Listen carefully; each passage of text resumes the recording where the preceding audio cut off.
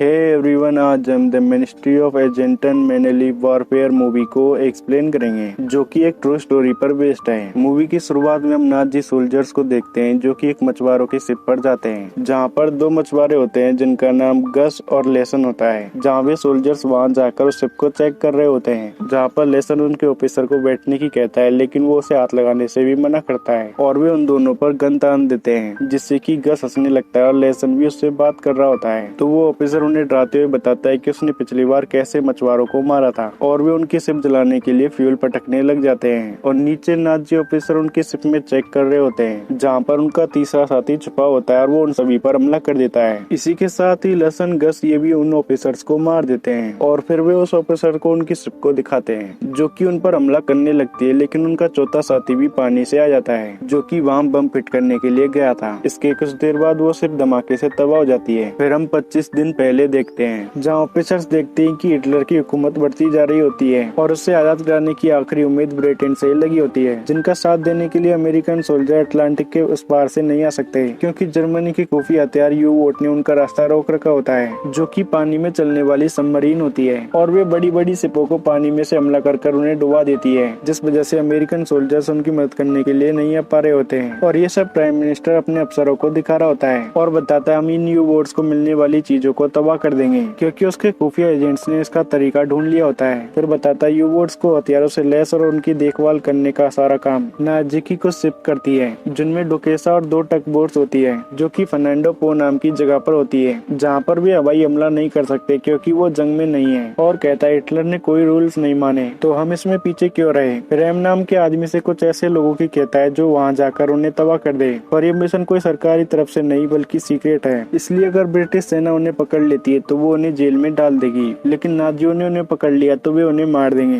तो एम एक आदमी के बारे में बताता है जो इस मिशन को कर सकता है। फिर वे उसे बुलाते हैं तो वो मेजर गस होता है, जिससे एम बताता है कि तुम्हारे लिए एक मिशन है। तो गस उसे कहता है हम दोनों जानते हैं कि सरकारी अफसरों को मैं ना पसंद हूँ, क्योंकि गस के काम करने के तौर तरीके थोड़े अलग होते हैं, लेकिन एम उससे कहता है इसी वजह से मुझे तुम पसंद हो। फिर गस के पूछने पर एम ये उसे बता देती है कि उसका मिशन क्या है, और बताते हैं कि तुम्हारा मिशन उस जहाज को डुबोना है जहाँ पर तुम मछुआरे बनकर शिप लेकर जाओगे, जिसमें इतना बारूद होगा कि तुम उन शिप को उड़ा दोगे। फिर एम एजेंट हेरन और स्वेट के बारे में बताता है, जो कि वहाँ द्वीप पर छुपकर काम करेंगे, और हेरन अपने कसिनो वार से वहाँ पर पैर अच्छी तरह जमा लिया होता है। और स्वेट एक एक्ट्रेस और सिंगर होती है, जो कि वहाँ सोने की कारोबारी बनकर जाएंगी, जिसका मकसद द्वीप के कमांडिंग ऑफिसर एंटिस लोअर को फंसाना होता है। इसके बाद एम गूस को बताता है कि वे 44 दिन बाद वहाँ से चले जाएंगे। तो गूस उन्हें बताता है कि मैं अपनी टीम खुद बनाऊंगा, जो कि थोड़े पागल टाइप के हैं। इसमें वो पहला नाम हेनरी का बताता है, जो कि एक आयरिश होता है। उसे नाजियों से नफरत होती है क्योंकि उसका बड़ा भाई डूबकर मर गया था। इसके बाद अगला होता है फ्रेडी अल्वाजर, जो कि धमाके से कुछ भी उड़ा सकता है। इसके बाद होता है लेसन, जो कि चाकू और तीर कमान में बहुत ही माहिर होता है, और उसके भाई के मरने की वजह से वो नाजियों से नफरत करता है। और उनका आखिरी साथी गेफ्री अपलियाड बताता है, तो वे बताते हैं कि उन्होंने पहले उसे फर्नांडो को भेजा था, लेकिन उसे लौटते वक्त नाजियों ने पकड़ लिया। तो गस उन्हें बताता है कि ये जरूरी है क्योंकि वो गजब की प्लानिंग करता है और जिंदा रहने में माहिर है। तो एम उसे बताता है कि वो जर्मन पलटन की निगरानी में लपामा में कैद है, जिस पर गस कहता है लपामा हमारे रास्ते में आएगा, हम उसे छुड़ा लेंगे। अब हम प्रेजेंट में देखते हैं, जहाँ पर वे सभी शिप में होते हैं, और गस उन्हें बता देता है कि हमारा मिशन गैर कानूनी है और हम पकड़े गए तो हमारे साथ क्या होगा। साथ ही उन्हें बता देता है कि हमें अपलियाड को आजाद कराना है, और 2 एजेंट ट्रेन से फर्नांडो पहुंच जा रहे हैं, जहाँ वे इस बात को पक्का करेंगे कि उन जहाजों में वो सामान है जो कि उनकी बर्बादी की वजह बनेगा। फिर हम ट्रेन में स्वेट और हेरन को देखते हैं, जो कि नाजी सोल्जर्स पर नजर रखे हुए होते हैं, और वे अपना सूट नीचे रखते हैं। तो स्वेट वहाँ जाकर अपना डमी सूट उसके ऊपर रख देती है, जहाँ उनमें से ही एक सोल्जर स्वेट को उनके साथ ड्रिंक पीने को कहता है, जिन्हें की उनका ऑफिसर शांत कराकर बिठा देता है। और वो स्वेट के पास आकर कहता है लेडी सूटकेस नहीं उठाती, और वो उसे सूटकेस मांग रहा होता है। तभी वहाँ पर हेरन आ जाता है, जो कि उससे उस सूट को ले लेता है और बताता है कि मैं इसके साथ हूँ। फिर वे उस सूट को लेकर दूसरे रूम में चले आते हैं, जहाँ स्वेट उस सूट को खोल लेती है और हेरन एम से संपर्क कर लेता है। फिर स्वेट उस सूट की मदद से डुकेसा के सामान के बारे में बता देती है, जो कि डीजल कार्बन डाइऑक्साइड होता है, जिसे कि यू-बोट्स में यूज लेते हैं। तो हेरन बार बार बीप की मदद से एम इनको सब कुछ बता देता है, और फिर स्वेट ये सूट को पहले की तरह करके वापस उसी जगह पर रख देते हैं। फिर हम प्राइम मिनिस्टर को देखते हैं, जिसके पास बड़े ऑफिसर आकर बताते हैं कि हमें हिटलर ने एक प्रस्ताव भेजा है, हमें अपनी सेना हटाकर उन्हें सौंप देनी चाहिए और नाजी हुकूमत को स्वीकार कर लेना चाहिए। लेकिन प्राइम मिनिस्टर इसके लिए मना कर देता है और कहता है वो आदमी भरोसे के लायक नहीं नहीं है। फिर हम एम को देखते हैं जो कि प्राइम मिनिस्टर को बता देता है कि डुकेसा में इतना सामान है कि यू बोट्स को लंबे समय तक किसी चीज की कमी नहीं होगी, उसे डुबाने का यही सही वक्त है। लेकिन अगर हमारा राज खुला तो संसद आपको पद से हटा देगी।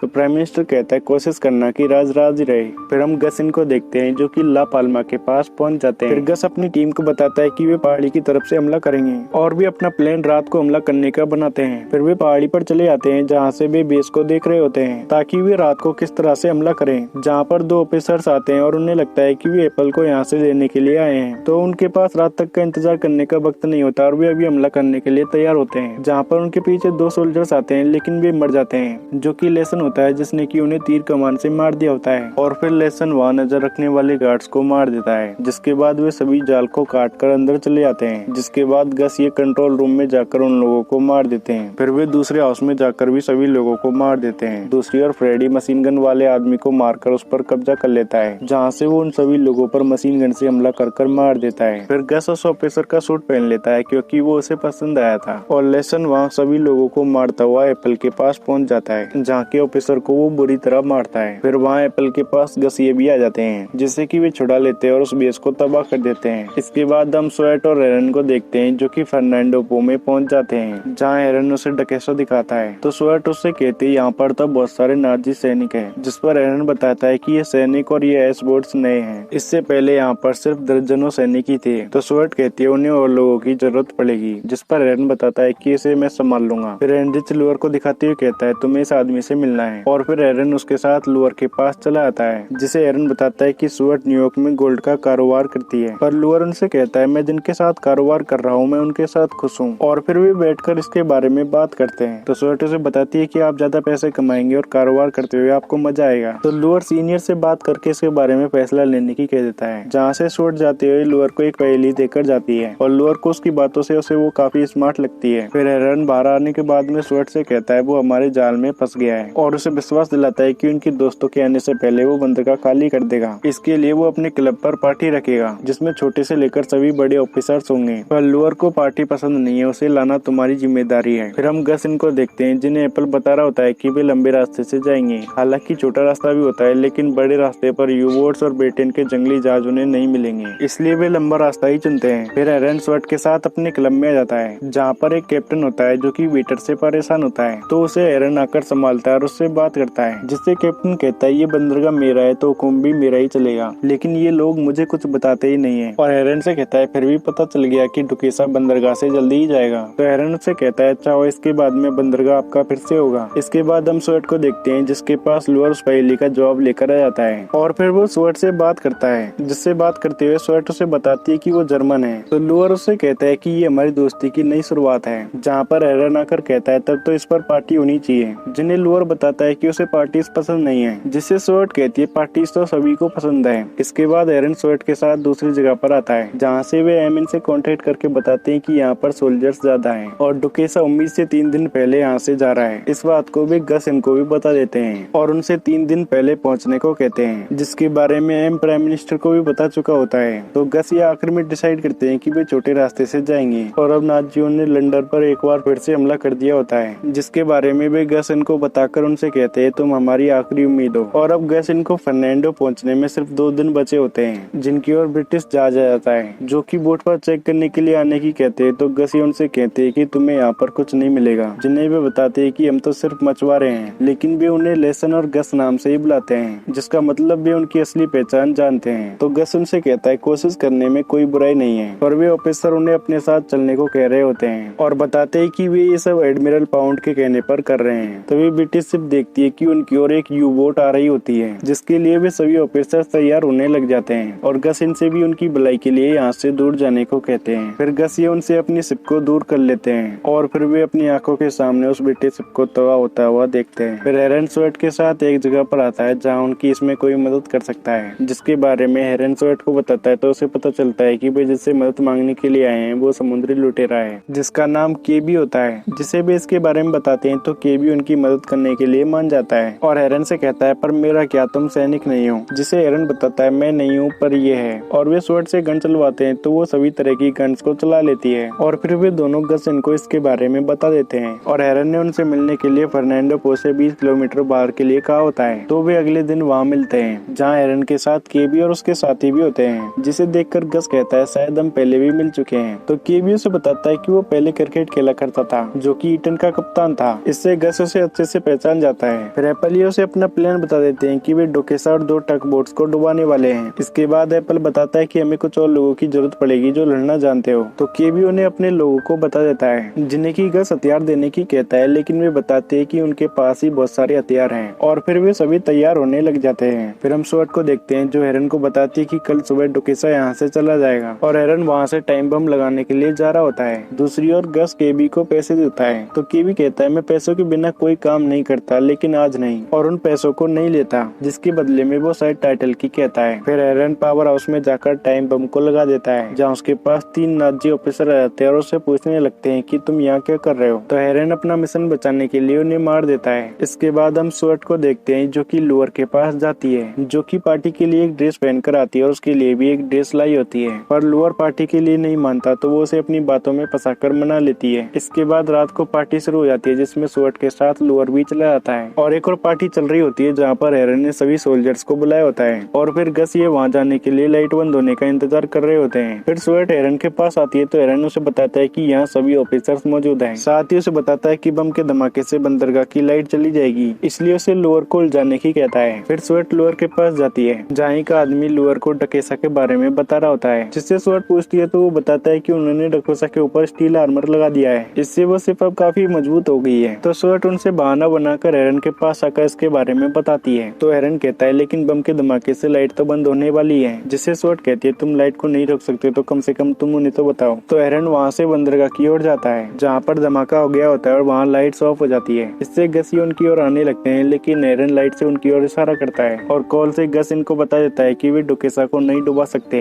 वो अब काफी ज्यादा मजबूत हो गई है, इसलिए बम काम नहीं आएंगे। जिन्हें की एम भी सुन रहा होता है और उन्हें बताने की कोशिश करता है कि तुम कोई और रास्ता निकालो, जहाँ पर उनके पास पाउंड आकर कहता है तुम पर मुकदमा चलेगा। और वो सार्जेंट पाउंड इनसे मिला होता है, इसलिए वो उनकी बातें बता देता है, जिनसे की पाउंड मिशन रोकने को कहता है। और गस उनकी आवाज न सुनने का बहाना करता है। फिर पाउंड एम से कहकर जाता है मैं पार्लियामेंट को सलाह दूंगा कि वे प्राइम मिनिस्टर को हटा दें, जिनके जाने के बाद एम उस सार्जेंट को हटा देता है और फिर एम प्राइम मिनिस्टर को इसके बारे में बता देता है। तो प्राइम मिनिस्टर उससे मिशन को जारी रखने को कहते हैं, लेकिन एम बताता है कि उनका कोई संपर्क नहीं हो पा रहा। तो अब वे बस उम्मीद पर होते हैं कि वे डोकेसा को उड़ा दें और गस किसी के ऑर्डर्स न मानने के लिए ही बदनाम था, तो अब उनकी उम्मीद सिर्फ उसी पर ही टिकी होती है। फिर हम गस को देखते हैं, जिससे फ्रेडी कहता है मैं जेल जाने की फिक्र नहीं है, लेकिन हमने जो शुरू किया है उसे खत्म करना जरूरी है। और वे सभी इससे काफी परेशान होते हैं कि अब उन्हें क्या करना चाहिए, जिनसे एप्पल कहता है अगर हम उन्हें चुरा ले तो। और फिर वे डोकेसा को चुराने के बारे में बात करने लग जाते हैं, जिनसे एप्पल कहता है हम उन्हें इंटरनेशनल वाटर में ले जाकर नौसेना को सौंप देंगे। और फ्रेडी लंगर की कहता है तो एप्पल उससे कहता है हम इतने सारे बम लाए हम उससे उड़ा देंगे और उनके एस बोट्स को भी खराब कर देंगे ताकि वे हमारा पीछा न करे। जिसके बाद वे सभी तैयार हो जाते हैं और गस केबी को इसके बारे में बता देता है। तो केबी उनका साथ देते हुए कहता है मैं तैयार हूँ और फिर वे डोकेसा की ओर जाने के लिए निकल जाते हैं। दूसरी ओर स्वर्ट उन सभी को गाना सुना रही होती है और गस ये गार्ड्स को मारकर डोकेसा के पास पहुंच जाते हैं, जहाँ पर जो सोल्जर्स होते हैं वे उन्हें मार देते हैं और वे जो कर रहे होते हैं ऐसा ही गाना स्वर्ट गा रही होती है, जिससे लोअर को उस पर शक हो जाता है और उसके लिरिक्स को पकड़कर सोल्जर को बताता है कि ये जर्मन नहीं है। दूसरी ओर गस ये सोल्जर्स को मारते हुए डोकेसा में पहुंच जाते हैं। फिर स्वर्ट लोअर के पास आती है तो लोअर उससे कहता है मैं तुम्हें असली पार्टी में ले जाता हूँ और शिप के अंदर एप्पल ये उन सोल्जर्स को मार देते हैं, जिनकी और भी कई सारे सोल्जर्स आते हैं, लेकिन वे दरवाजे को लगा देते हैं और गस फ्रेडी और हेनरी को डकबोट्स ले जाने को कह देता है, जिनमें जो सोल्जर्स होते हैं वे उन्हें मार देते हैं। दूसरी ओर लेसन भी डोकेसा में सोल्जर्स को मारता हुआ जा रहा होता है और एप्पल इनके पीछे जो सोल्जर्स होते हैं वो उनके पीछे आ जाता है, जहाँ एप्पल ये भी दूसरे सोल्जर से लड़ रहे होते हैं, जिन्हें वे मारकर डरते हैं। तो लेसन उनके पास आ जाता है और अब गस भी एक डकबोट में चढ़ गया होता है, जिसके साथ केबी भी होता है और उन्हें लेसन इशारा करते हैं तो वे भी उन्हें इशारा कर देते हैं। फिर वे लंगर के टूटने का इंतजार कर रहे होते हैं और वे लंगर को तोड़ते हैं तो सोल्जर्स को उनकी आवाज सुनाई देती है और उनका दरवाजा बाहर से बंद होता है। फिर गस स्वर्ट के बारे में पूछता है तो हेरन उसे बताता है कि वो मेरी जिम्मेदारी है। इसके बाद हम स्वर्ट को देखते हैं, जिसे कि लोअर एक जगह पर ले जाता है। तभी गस ये वहाँ पर धमाका कर देते हैं, जो कि उनकी उम्मीद से पहले हो जाता है, जिसका कि लोअर को भी पता लग जाता है। तो वो अभी बंदरगाह जाने के लिए स्वर्ट को बांधने की कह देता है। फिर एक सोल्जर बाहर से उन सभी सोल्जर्स को आजाद कर देता है, तो वे डकबोट्स और डकोसा को ले जाने लग जाते हैं, जिनकी और वे सोल्जर्स वहाँ से हमला कर रहे होते हैं। पर गस इन्हें वहाँ रखी तोपों पर बम लगा रखे होते हैं, जो कि फट जाते हैं और वे भी उन पर हमला करके सोल्जर्स को रोकते हैं और वे तीनों जहाजों जहाजों को वहाँ से ले जा रहे होते हैं और ऐसे ही वे आपस में लड़ते हुए उनसे दूर चले जाते हैं। और गस देखता है कि अब भी इतनी दूर आ गए हैं कि उनके हमले उन तक नहीं पहुँच पाते और उन्होंने सभी इस बोट को बेकार कर दिया होता है सिवाय एक के,